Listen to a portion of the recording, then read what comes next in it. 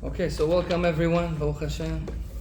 After a long time of not teaching here in this place, Baruch Hashem, we're coming back to this. A lot of people ask me to renew this class that I used to do a few years ago. You remember, some of you? Yeah. So we decided very fast. We told everybody just today. Yes. Baruch Hashem, yeah, I know. That's why not everybody is here. But Baruch Hashem, not slowly. I said it's better to start, even though not everybody is coming, than not starting at all. So Bezrat Hashem, from now on, we hope that with Hashem's help, every Tuesday, we will do here the English class. This class will be talking about, basically, we're going to go through the Parsha of the week. The Torah is divided to 54 different portions. And every portion, we read it every Shabbat, every Saturday.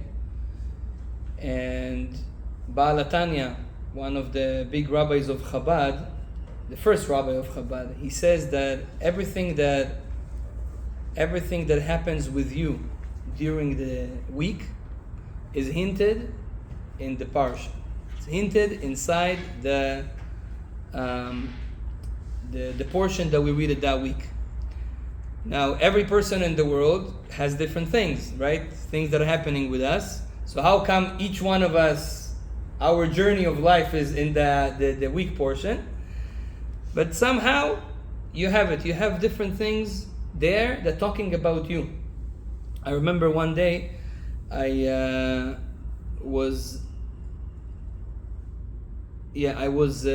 needed to fly to Israel. I think my grandfather passed away, and I was here, and I needed to fly to, do all the ceremony there and everything for my grandfather. So I went out.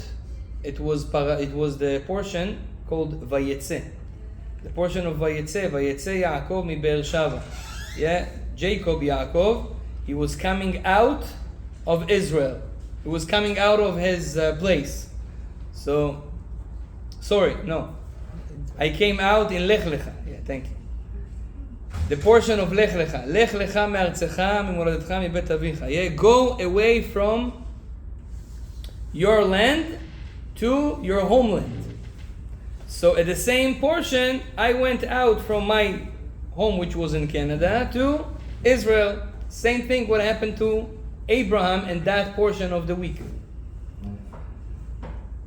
When I came back in the portion of Parashat Vayetze, which is Vayetze Yaakov, when Yaakov went out of Israel towards outside of Israel. So I saw, it's exactly what's happening there, happening with me.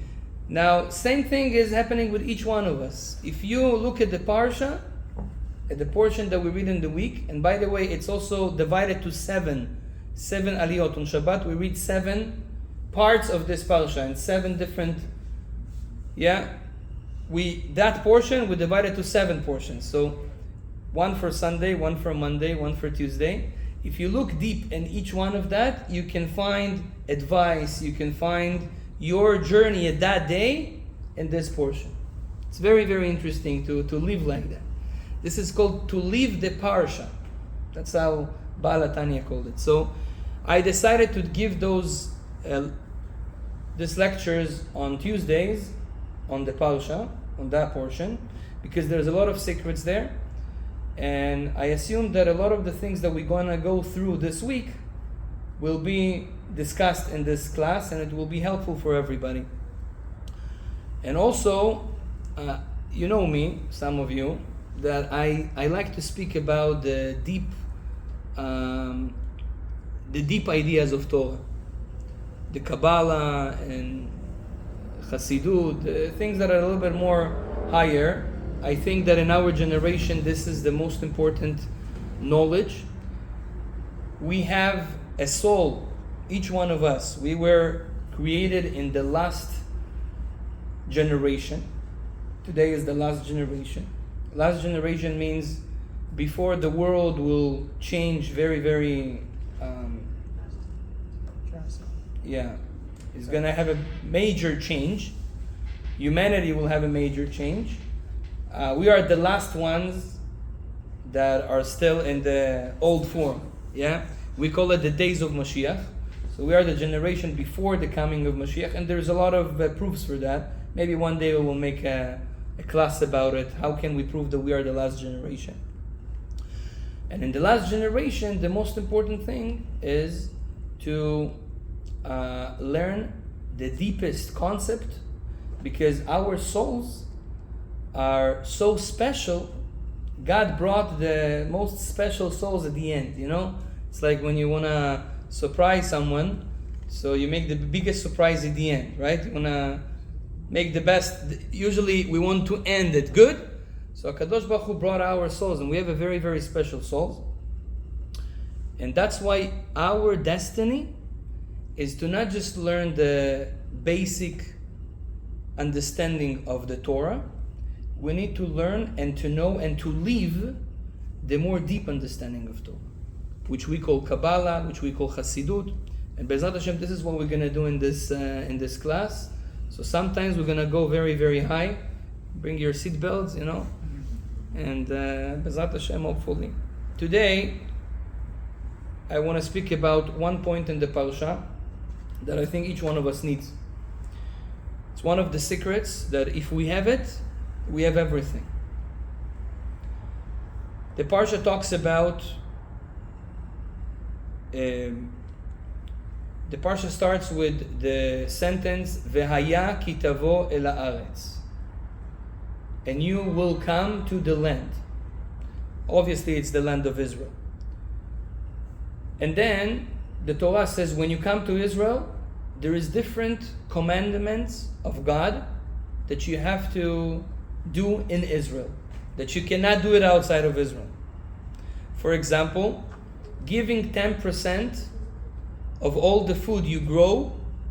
We don't have this mitzvah in Canada. For example, if you have a backyard and you want to do some cucumbers, you can take the cucumbers and eat them, no problem. In Israel, if you grow cucumbers, you cannot eat them until you take all the cucumbers, you count them, you take 10% of the cucumbers, and you give it basically to the Kohen.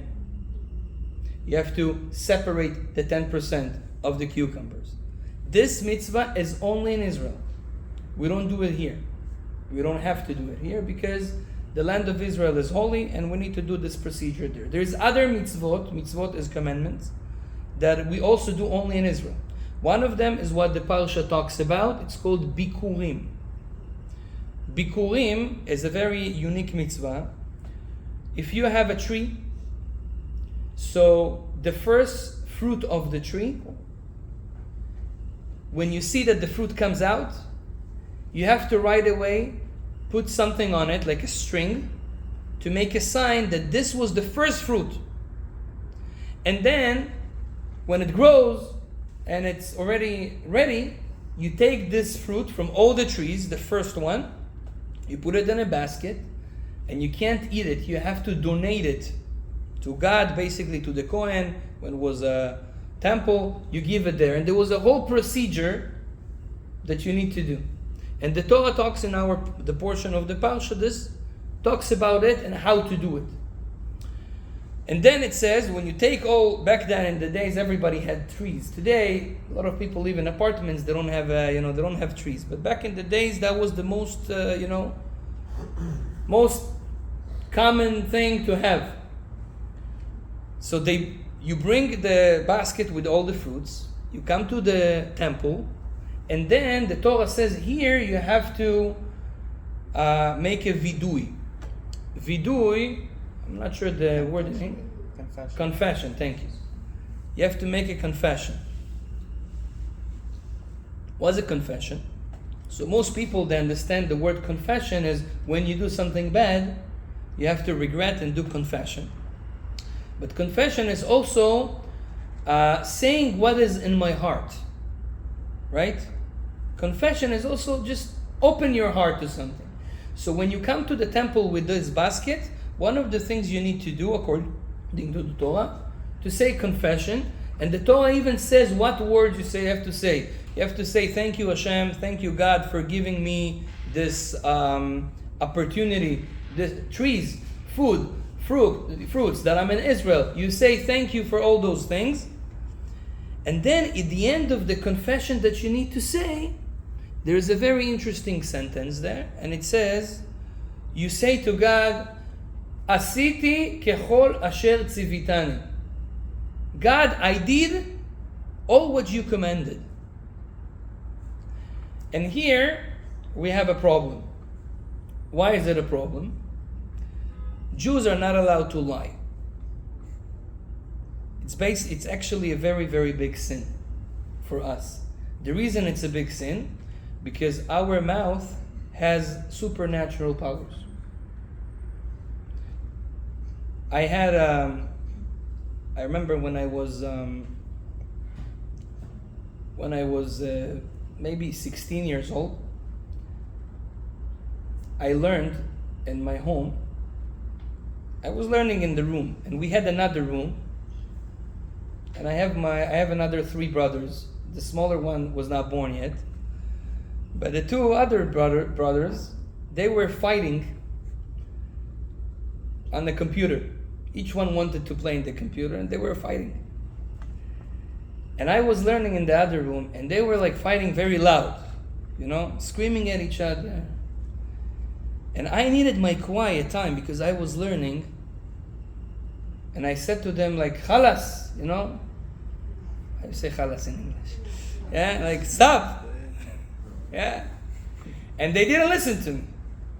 And they were fighting, and no, I do it. It's my turn. It's this turn. I got so mad, and I said, I wish this computer will burn. I just finished saying it. I'm telling you, you can ask, my brothers. You hear a boom in the house. Now my brother Emmanuel is looking at me, he's like, what is this? Like, what happened here now?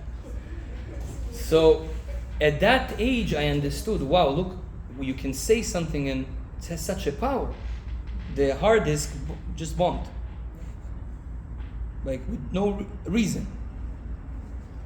I understood like, wow, words has such a power. Now, maybe I had like very, very much intention on that thing. I don't know what happened at that moment, because not every time that I say something, it's happening, obviously, right?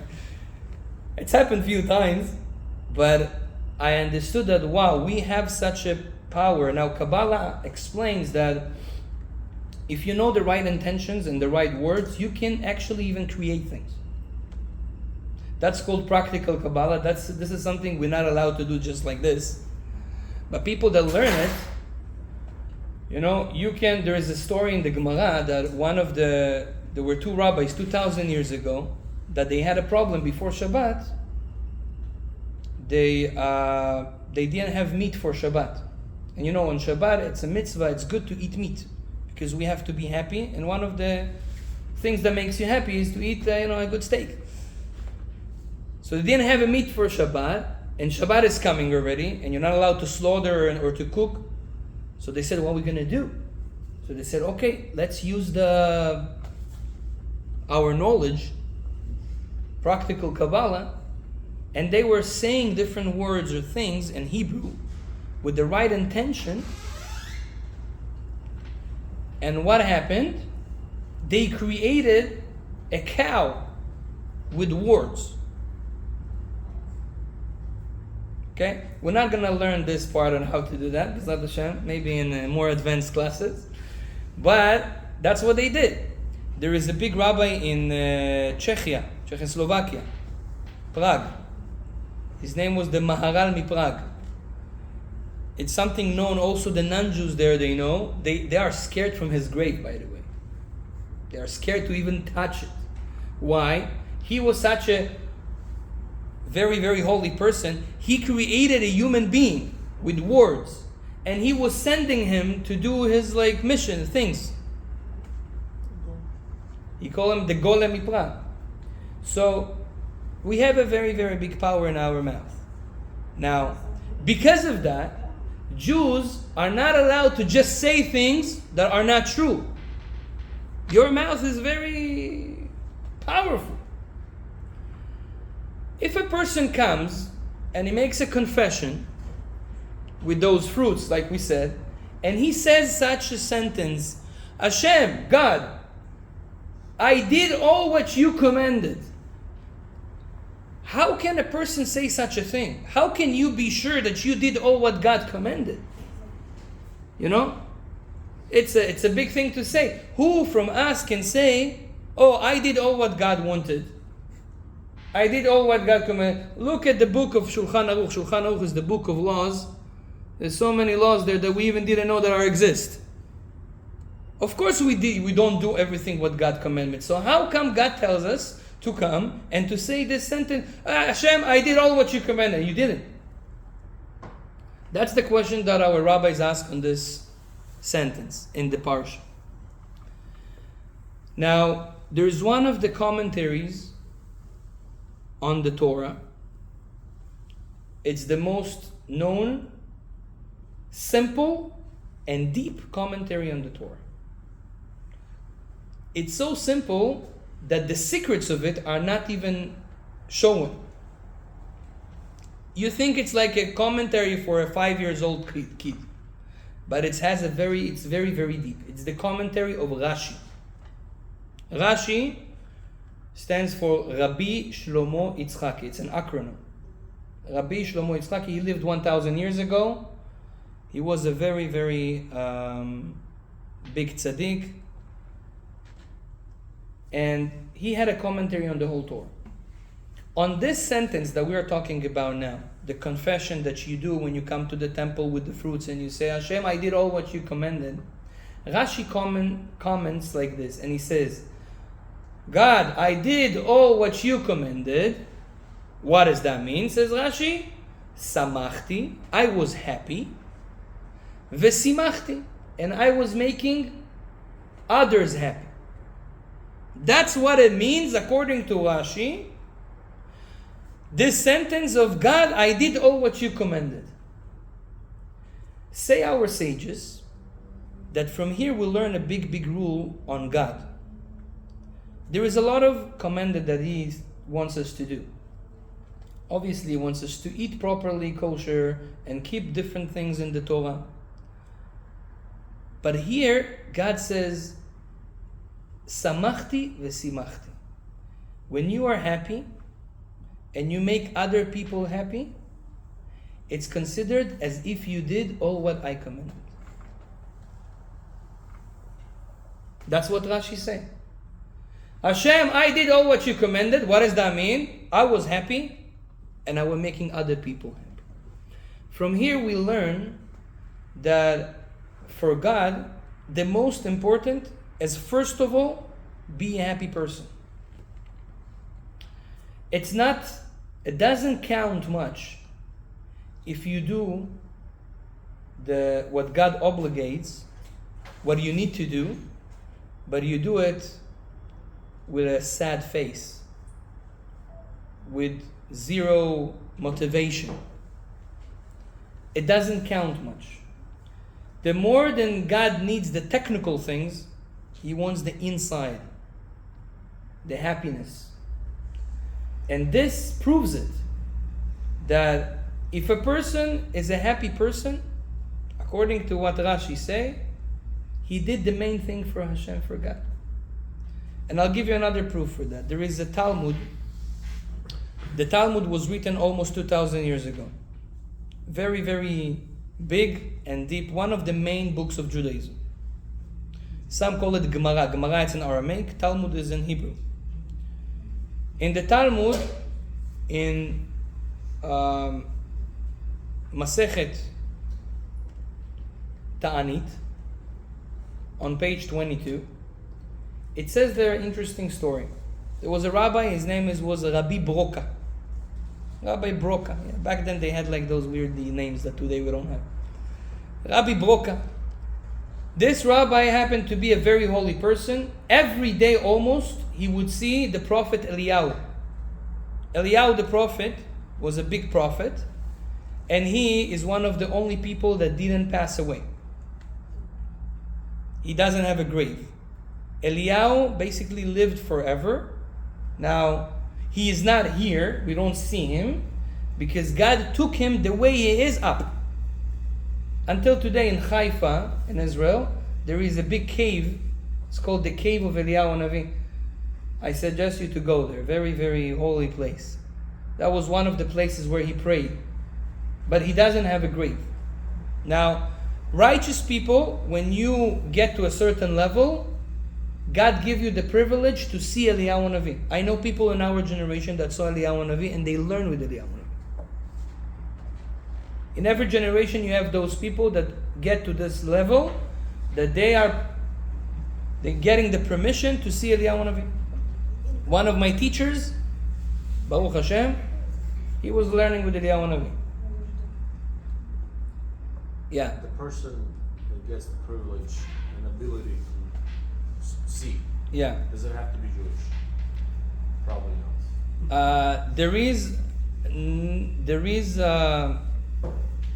There is also prophecy and those levels also in the non-Jewish world, but the way to get it is different. I have a book at home that teaches you how to see Eliyahu Navi, how to see him. But I'm telling you, it's very hard. I'm trying. I'm still in the process. It's very hard because you have to be very. You have to fix your character traits to a level. I'll give you an example. People that are Eliyahu Navi doesn't come to people that are makpid. Makpid means hold grudge. If you have this thing that someone did something bad to you and you can't forget it, forget about Eliyahu Navi. It's not gonna come to you. And you can't get that out. No, you can't. No, you can't, but yeah, so that book teaches you how to change it. Yeah, but I'm just letting you understand, if you want to get to those levels, you can speak to angels. You can speak to people that passed away from this world and they can tell you secrets. All this exists. There is also books that teach you step by step how to get there. The problem is that we're going to be all stuck in that place where we need to be very holy, especially in our character traits. I'll give you an example. You can work on yourself to be more holy, to be more calm and relax and, do different things to make yourself holy and to get your spiritual level higher. All of a sudden, one day comes, you get angry at your wife, you lost everything with one anger. It's very hard to stay in that level. Because we also live in this physical reality. Right. So that's why it's very hard. But by the way, it's possible. It is possible. Also in our generation, B'ezrat Hashem. By coming to this class slowly, maybe we'll get there, Yeah. The people that you know, they live in Israel? Or There's also people that live. I know someone in New York that Baruch Hashem has a very high level. Again, usually those people that have this level, they don't say. And if someone comes and tells you that he has this level, he doesn't have this level. Those who are there, they don't say. And those who say, they're not there. You understand? That's the process.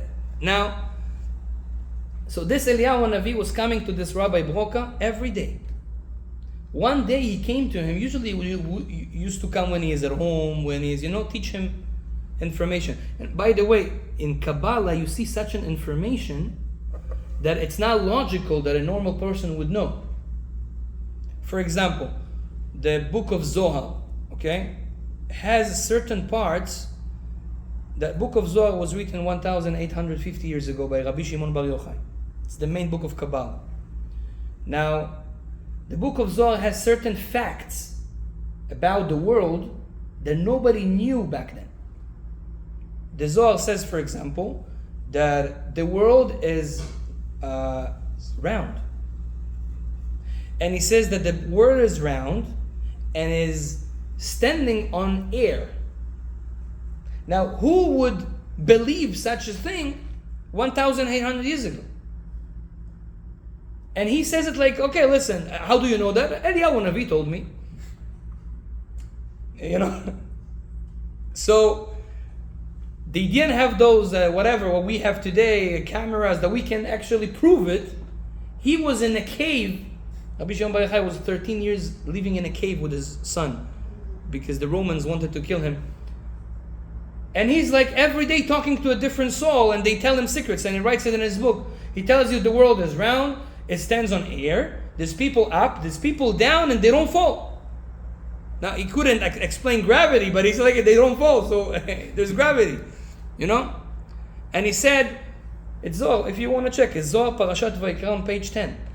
He says, when there is light in the one side of this bowl, he calls it a bowl, there is darkness in the other side. And he says there's certain place in the world that has 23 hours of night and 1 hour of day. That's the North and South Pole. Now, they were, the North and South Pole were, people found out about them only 200 years ago, 250 years ago. He is telling you there is such a place 1,800 years ago. So this information that those people bring, it's like something that nobody could know. This is just one example. There's a lot of them. So Eliyahu Navi was telling them, because he basically went up and he knows everything. And when he has the permission to come to someone, he tells him.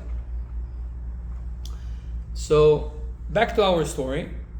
Rabbi Broka meets Eliyahu Navi usually at home or in the other places. This time he comes to his shopping. He was doing shopping and he met him there. So there was a big marketplace with a lot of stores and people. And then Rabbi Broka asks Eliyahu, says, Eliyahu, can you tell me, is anyone from those people here in the market is a person that he deserves to be in the world to come? Ben Ha'olam Haba, he has a place like a good place in heavens. So Eliyahu told him, yeah, there are. Come with me, I'll show you. And he pointed on two brothers, says, you see those two brothers? They have a very high place in the world to come, in heavens. So he asked him, okay, why they? They look like simple people. They were not look very ultra-orthodox, religious. They were, kipping, but... So he told them, you see what they do? They go from one store to another store, and every person that they see that he is a little bit in a bad mood, sad, they tell him jokes, they make him laugh, they help him to put his mood a little bit, spirit a little bit up. Because of that, they have a very high place in heaven. So he was like, wow. And Eliyahu told him, yeah, this is the reward of people that making other people happy. God like happiness than anything else in the world. If you want to be looking good in the eyes of God, you better be happy. Or make other people happy. This is what the Torah teaches in this portion. Being happy. It's so strong that one of the things that magnets success is happiness. I made a research in my life. I always look at people that are successful and I try to see what special they have. One of the things that I see in common, they are very positive people. People that are happy. Even when something bad happening, they know how to let it go. I met a very rich person in Europe not long ago. The guy already few times had a bankruptcy. The guy was a billionaire, and from being a billionaire, he became like a zero. Owes people money. 3 times in life it was like this. And I asked him, how come you didn't break? From being rich, going so down. He says, you know why I went up again? And in a year he became a billionaire again. how come? He says, because when I go down, I never lose my mind. I'm still happy. I'm still calm and relaxed. And here I want to tell you a very important story. This story changed my life. It's one of the stories that Rabbi Nachman from Breslov told his students. Now, Rabbi Nachman, he was one of the holiest people in the history. He lived only 38 years. Very young. But the amount of information that he brought to this world and the quality of his insights is just impossible to understand. Very genius brain. And one day, Rabbi Nachman, he was teaching a certain amount of students. And one day he told them, okay, I'm stop teaching you. From now on, I'm not teaching you those high level information that I was teaching you until now, because you don't get it. That's what he told them. So they said, okay, so what are we going to do? He says, from now on, I'm starting to tell you stories. And he started a whole year of just storytelling. And he was, through those stories, teaching them the real lessons that they needed to understand. Because sometimes, when you want to pass information to someone and you tell them directly, it doesn't work. But if you will tell him a story, the story has a certain effect that it goes inside his heart and he accepts it. My kids, for example, I never rebuke them directly. I try. But if they do something bad, I tell them a story. That from the story they will understand that they did something. For example, if one beats the other, I say, come guys, I want to tell you a story. And then I tell them, listen, there was one guy, I have a lot of stories, so for me it's easy. But then I tell them a story that they understand, wow, so I am the guy from the story. Like, oh man.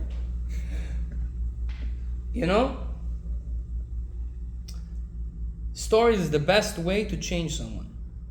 So I want to share with you a story that changed my life. Rabbi Nachman said that story. I think the more you go deep inside the story, you understand more and more insight, and you will see. So the story, it's a short story, it's not very long. The story is like this. There was one guy that he was working for his living. He was digging in the ground. He was digging in the ground and looking for, finding, those archaeologists and people that find different things in the ground and then they sell it.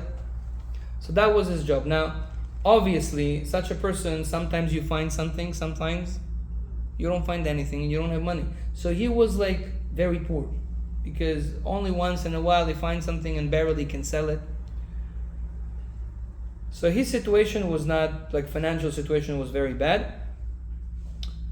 But one day, he finds a stone, a precious stone, that he thinks that, wow, looks very, very nice. Maybe it's, something very expensive. He went to the jeweler, the guy that understands in those things, and he asked him. The guy is looking at him, looks at him and says, listen, you are rich. He says, what do you mean? He says, this stone is very, very, very expensive stone. But you just need to sell it and you get a lot of money. How much it's worth? He told him a very, very big amount of money. He says, wow, okay, so I'm going to do it. He says, yeah, but you have a problem. So what's the problem? He says, we are a very small village here. Nobody has this, money to, nobody will exchange it for money. People don't deal with this type of stones here. They don't need it here. So he says, okay, so where I'm going to do it? He says, you have to go to England, big city. And there, not England, London, the big city, there you will sell it and they will give you the money. Okay, so the guy says, yeah, but to get there I need a sheep, I need to, travel for a few days. I don't have money. So he was collecting some money, whatever he had at home, and took some loans from his friends. But that was enough just to get to the marine, to the ship. But from the ship to London and back it's okay, I'm gonna sell it there, I'm gonna get the money. But to get there, he didn't have money, so he didn't know what to do. So then an idea comes to his mind. And he's like, okay, I have this precious stone. Maybe I just, show it to the captain, and he will see that, oh, I'm a very rich guy, so he will right away, let me in, and I'll pay you later, So he tried that, and the captain is seeing him, says, okay, I wanna go into your ship. Listen, you see, I'll take care of you guys. So the guy see the stone. He says, "Oh, okay, this must be a rich guy. No problem. Get in first class. He got a nice room with the window, everything.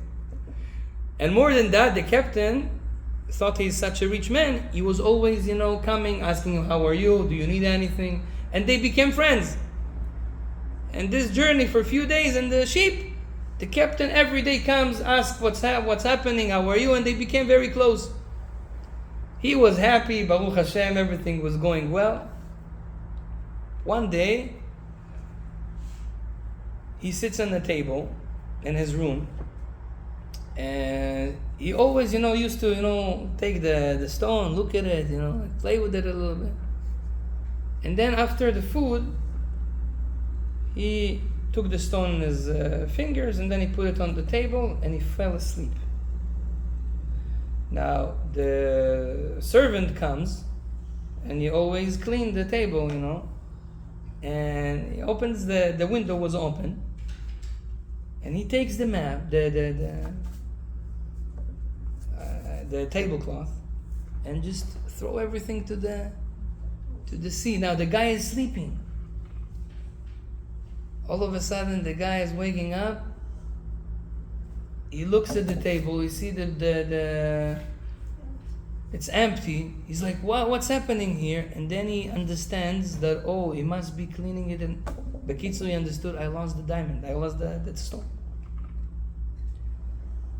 And, heart beats right away. Now he knows that the captain is a very mafia guy, is very...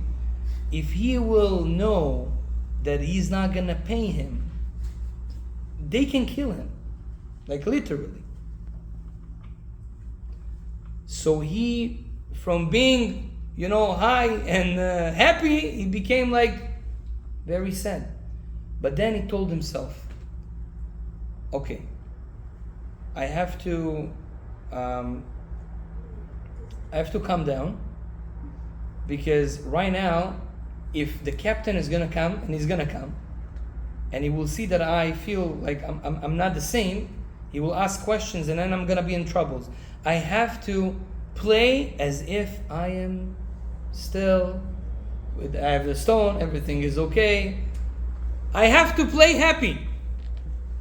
And the captain comes and he's like, hey, how are you? How are you doing? And he's with confidence and happiness, as if nothing happened. Completely chill. And after a day that he's playing, but he knows that he's in trouble, the captain tells him, listen, we're going to make a stop now in one of the places here. And I met you and we became so close. I trust you. I want to ask you for a favor. He said, what?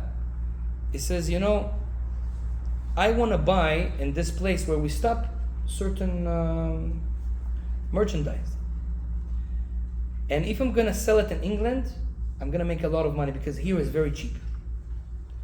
The problem is that I cannot buy it under my name, because then I'm working for the government and they will ask questions. How do you have so much money? You do business, maybe you took from us, I don't want to get into all this.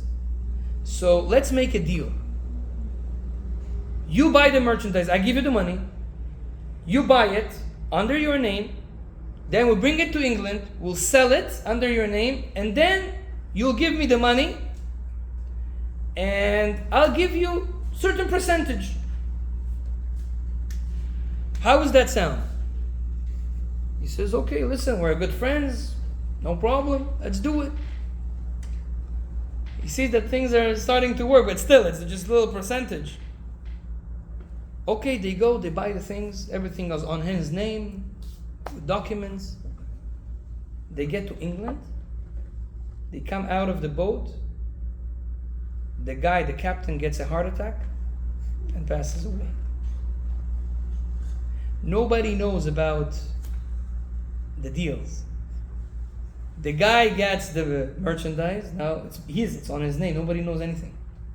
Sells it, makes a lot of money, and keep the money. A good end. And that's how, Baruch Hashem, the guy became rich. This is the story. Know that, but we don't need the diamond. I understand. So, what's the lesson from the story? So, it can be a lot of lessons. One, sometimes you think you will get success from one thing, but God says, no, this is not yours. This is just a way. You will lose it, but you will get it from somewhere else. You know, sometimes we have something and we think, okay, this is what we need, this is what I want, but then you lose it. You know, I know a guy, he met a girl and he loved her. He wanted to get married to her. But they started to date, and then all of a sudden one of her family members didn't want, like her mother, she was very against it. And she did everything to make them separate. And she was successful. So they separated, and the guy was so depressed. He's like, I wanted her. I know that she's good for me, and there's her mother and this. He was very, very... But at the end, because of him dating with her, he met another friend, which was her friend. And this friend, then, after they separated, he made a meeting to him with another girl that he knows. And she became his wife. And he's very satisfied with her. So what happened at the end, that this girl that he thought, I want her, but the mother didn't let, he thought that it's a bad thing that the mother didn't let. But at the end, that was the journey that you needed to go through to meet that man that will meet you, that girl, that she is your real wife. So sometimes we lose something because we need to get the actual thing that we need. Same thing happened to him. This is one lesson, but the lesson that Rabbi Nachman said, he says, do you know why he was successful in the end? And he became rich. Even though he lost the diamond, he became rich in the end. It's all because he kept himself happy and chill. And that's a lesson for us. Doesn't matter what happened in life. If you know how to keep yourself, hold yourself happy, to not let the situation confuse you, make you sad, make you depressed, make you angry, at the end you will find a big success. Because God rewards people that are happy. And God rewards people that are happy when they don't have the conditions to be happy. When things are going the other direction. But you still hold yourself happy and say, okay, everything is from God. I'm still okay. I'm gonna play happy. You will see that you will be successful in the end. This is the lesson of this story. Now, the biggest question is, okay, you convinced me that I need to be happy and happiness brings blessing. I'm convinced.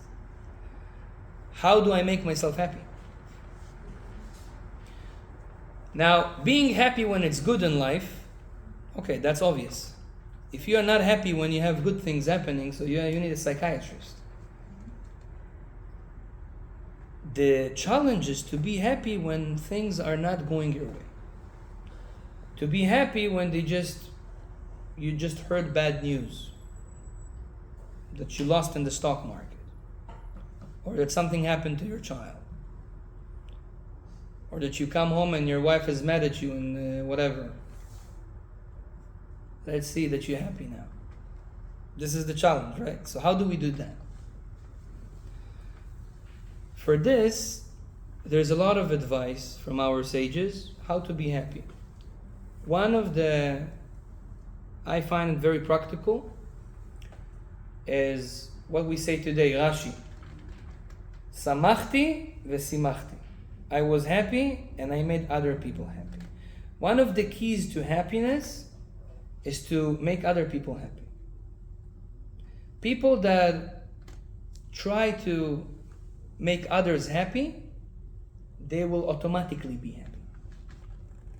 I'll give you an example. I learned it from yeshiva. When I was in yeshiva in Monsey, New York, I came there, it was very hard. We learned for like 14 hours.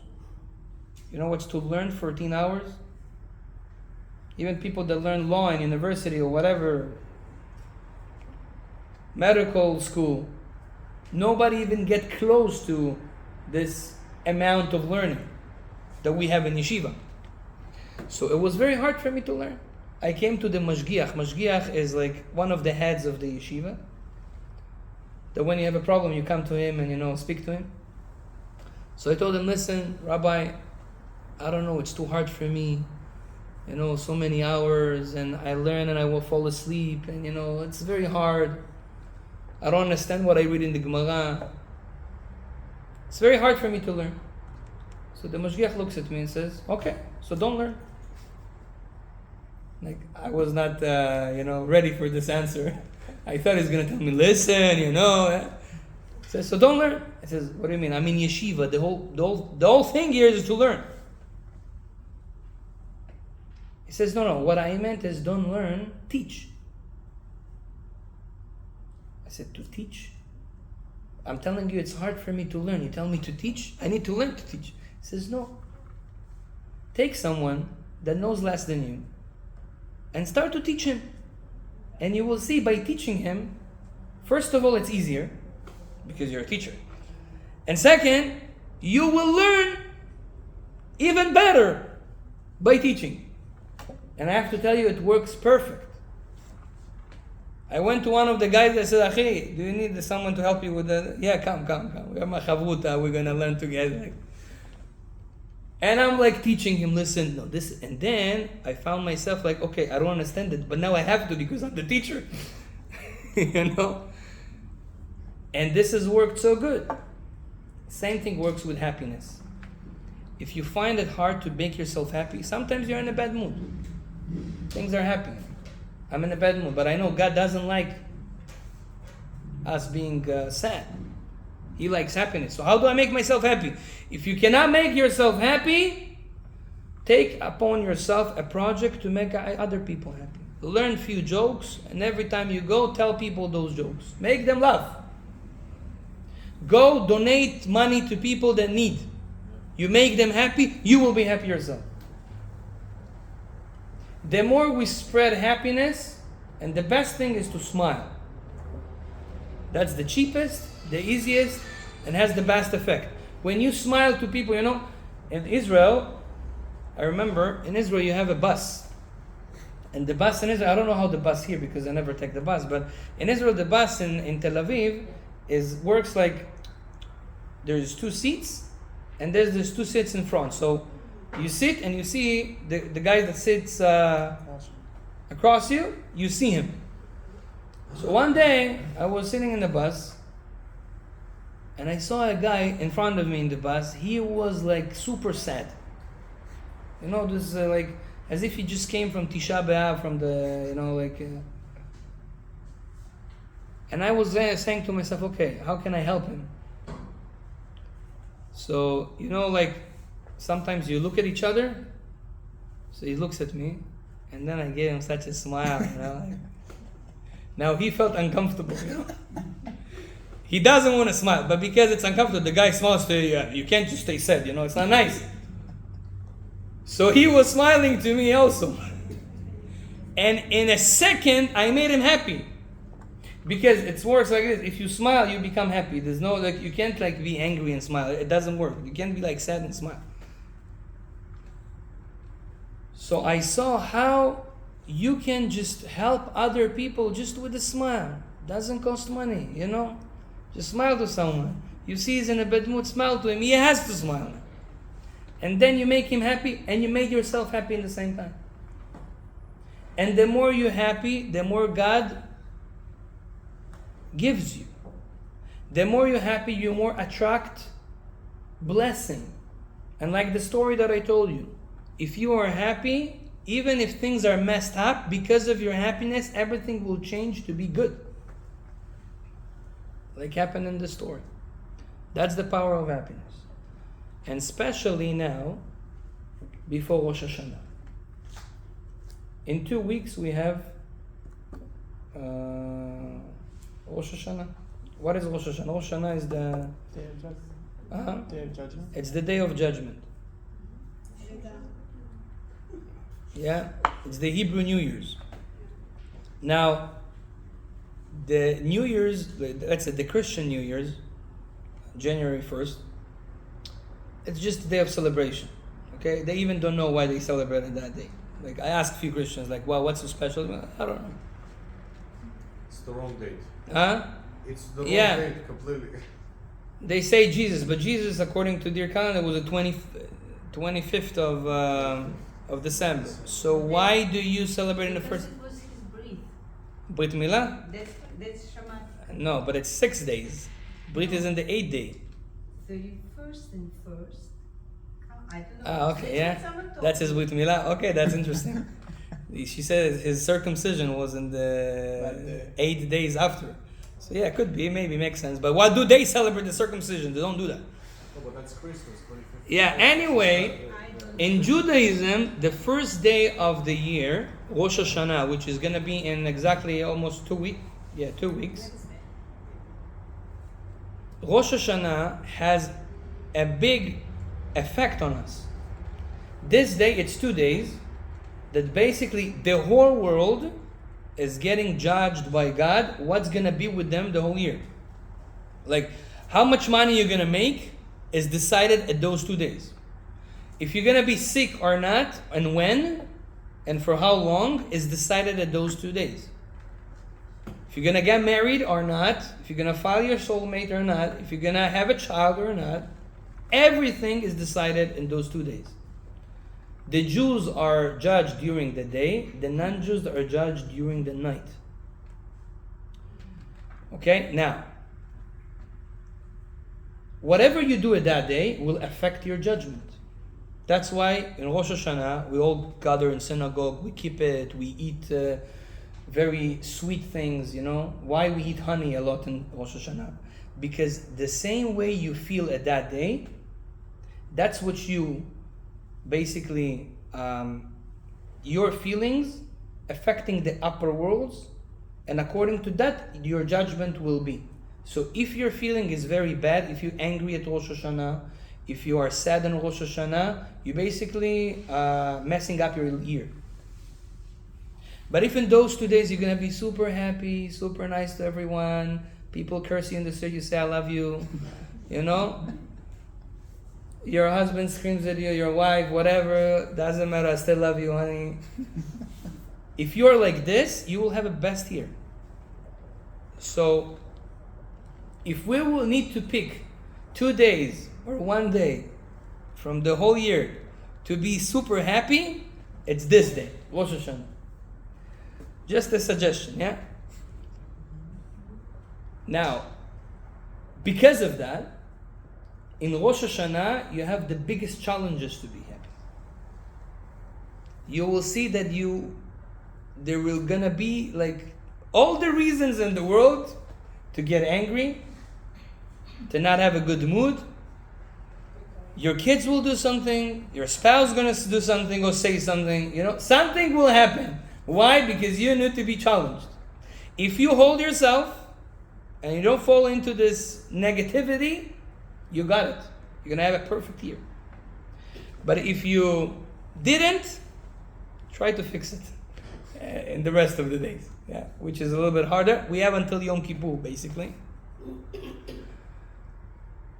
But it's better you do it on Rosh Hashanah. Now, there's a very interesting story with one of the rabbis from our generation. He was in United States, Avigdor Miller. That's the last story for today. Avigdor Miller, he had a student that he came to him much like now, in this time of the year, Elul, before Rosh Hashanah, before the Jewish New Year. And he told him, Rabbi, we know that Rosh Hashanah is a very important day. Please give me an advice. What can I do to have a good judgment? That God will judge me in a good way, so I'll have a good year. What can I do to affect it for good? So the rabbi was old already. He looked at him and he told him, smile. And he's like, maybe the rabbi didn't understand. I need, what can I do? What should I, what mitzvah? What, commandment? What should I do to make sure that I have a good judgment? Says. So he looks at him again and says, smile. And then he's like, but how smile is going to help me in that day of judgment? So he told him, I'll explain you. He said he gave him a parable, mashal. He told him there was a businessman, very big businessman, that he had a lot of workers working for him in a certain plaza. The whole plaza was his. And he had a lot of workers there. Now, he doesn't have time to come there every day, He was coming once a year to see if the things are going well, if they need more money to put in, if people don't do their job, maybe we have to fire some of the workers, maybe we have to bring more workers. Once a year would come and do these things.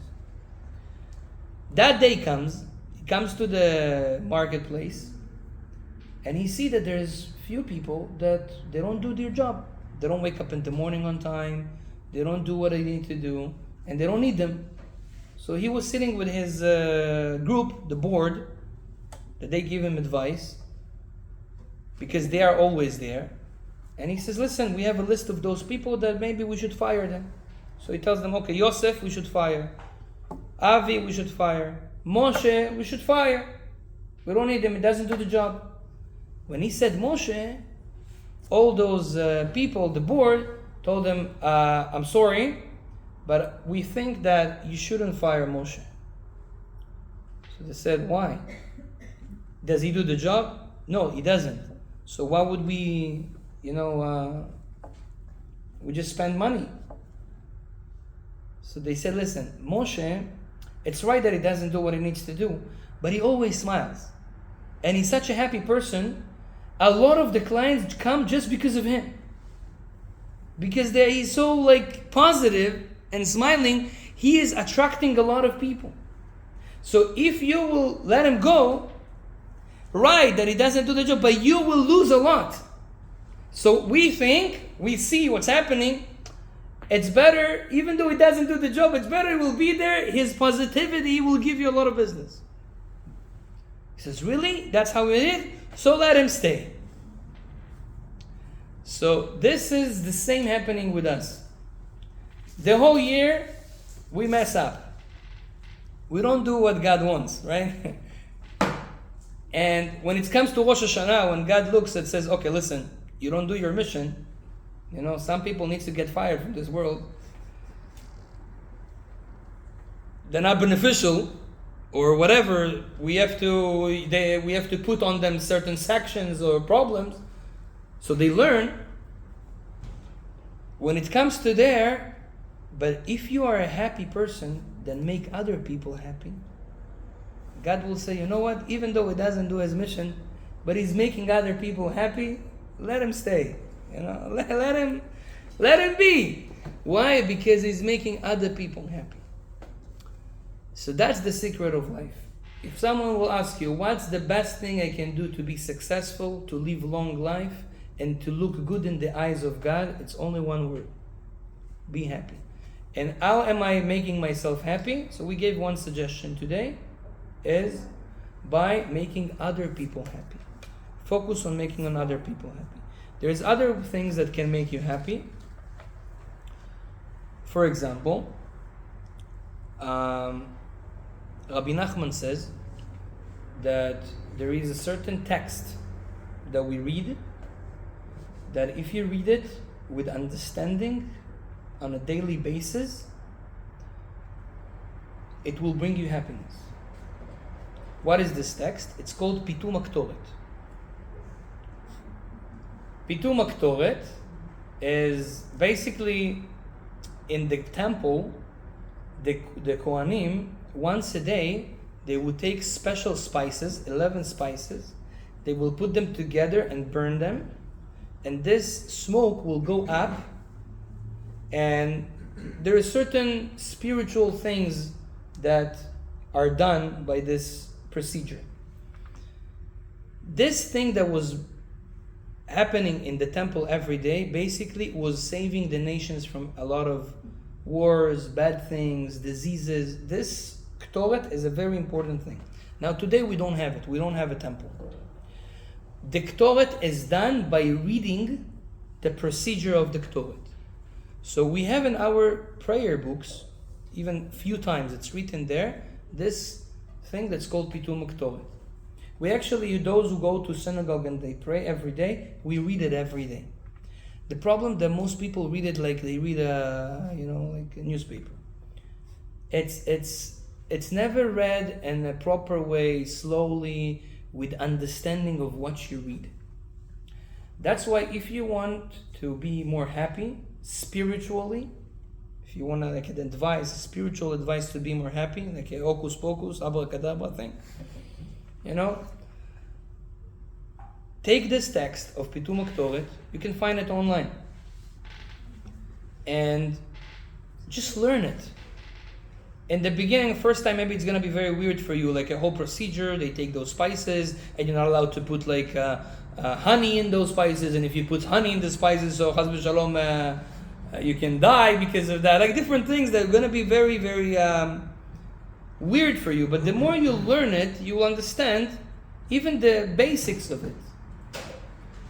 By reading it and understanding the concept, it has a spiritual power to disconnect all the negative powers that's surrounding us, because according to Kabbalah, each one of us are surrounded by positive and negative power, pluses and minus. Those negative powers that when they are too close to us, they harm our memory and they also harm our happiness. To be happy, you just have to get rid of those powers. How do you get rid of those powers? There's a few ways to do it. One of the ways is reading this Ktoret. That's why if we can come with one practical advice from this class, or actually two, one of them is try to make sure to make other people happy. Take it as a project of your life. Telling jokes, it's a very good thing. Even though it sounds very silly, but this is a mitzvah. Smiling to people, making them happy. If you come home and you see your wife that she is not in a good mood, right away come with a good mood. Smile to her, sing a song, put music on, then she will have no choice. She has to be happy also. It means you make her happy. Same thing vice versa. I just gave an example on a wife, but same thing. When you see someone that is not happy, try to give him something, buy him something, do something to make him happy. You will see that you make yourself happy. And the second thing, Ktoret. Find it either online or in the Siddur. Try to read it. Also people that are very tired. One of the ways we are tired also because of those negative powers. If you read the Ktoret, it will help you. It will help you have more energy. It will help you be more happy. B'ezrat Hashem, when you're happy, everything goes in the right way. B'ezrat Hashem, I want to say bracha to all of you. May God bless you, B'ezrat Hashem, and materialism and spirituality, B'ezrat Hashem, that all what you do, you will be successful, and may God open our hearts for happiness non-stop. B'ezrat Hashem. Amen. Yehi Ratzon that the Kadosh Baruch Hu will save the soldiers of Israel, Amen. will give them protection. B'ezrat Hashem that will win the war, and B'ezrat Hashem will come peace to the world in the times of Mashiach. Amen. Yehi Ratzon. B'ezrat Hashem. See you next Tuesday.